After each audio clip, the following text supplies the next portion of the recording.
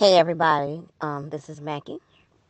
I just wanted to chime in on the whole Darren Collinson, the NBA player who retired and became a Jehovah's Witness. Um, he really does not have anything to lose. You know what I'm saying?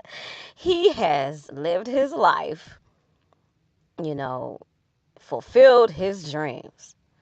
So if he decides as a grown adult, as a grown ass man, to leave all of that behind to work for free for a publishing company. I hate to say it, but that's his business, you know.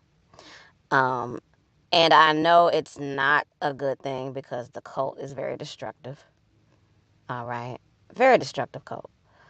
Um, and I guess he got whipped by what he heard.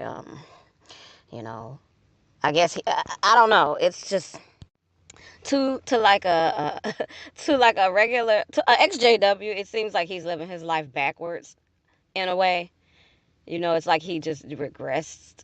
You know, because as an XJW, all you want to do is free yourself from this destructive cult because you know the ups and downs, the ins and outs, the good, the bad, and the ugly of this religion. And I don't think he does. Maybe he does. I don't know. He's an NBA player, so I don't know. He might know some people. Um, this isn't the first celebrity that's became a Jehovah's Witness. We already know that. You know, we've had Prince become a Jehovah's Witness. We had Marcus Houston. I don't think Serena Williams is a 100% legit witness. I don't know if she's baptized or not. Um, if she is, she's not living according to the organization's standards. Okay.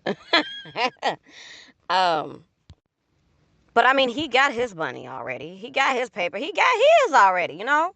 He got his. He got his. He lived his life. He lived his best life and um now he wants to, preach the word, I guess. I don't know. Here is an article of what he said. This is coming from ESPN.com. And I quote, while I still love basketball, I know there is something more important, which is my family and my faith, Collison wrote on Friday. I am one of Jehovah's Witnesses, and my faith means everything to me. I receive so much joy from volunteering to help others and participate in a worldwide ministry. The joy I feel is unmatched. With that being said, I have decided to retire from the NBA. It says the 31-year-old who has made $43 million during his NBA career was on target to secure a 10 to 12 million annual salary in free agency this summer, according to ESPN Adrian Wojnarowski. I'm sorry if I butchered that name. Um, yeah, he's only 31 years old, so hopefully, I don't know. Once you retire, I don't know if there's any coming back from it. If you decide, oh, I want to play again, I don't know. He's 31. I mean, and maybe he still has a fighting chance. You know what I'm saying? Basketball players have retired and came back, before, but I don't know. That's just what comes from the ESPN website. Uh, so, A, you know, he he made his decision. It's not like he was forced by his parents growing up, born and raised. You know what I'm saying? Like us born-ins and pretty much born-ins have gone through. Like I said, I was 5 years old when my mother became a Jehovah's Witness. Well, she got baptized when I was 6 years old. She started studying when I was five, and then a year later she became a witness when I was 6 years old. So I didn't have a fighting chance to even make any decision as to what, even if I want to believe in anything. I was forced to believe that Jehovah is the real God and there's no one else. So, but he has a choice. He had a choice. Nobody put a gun in his head And you know what? I'm gonna say something about religion. Religion should only be, you know, practiced if you want to practice it, not because you're forced to.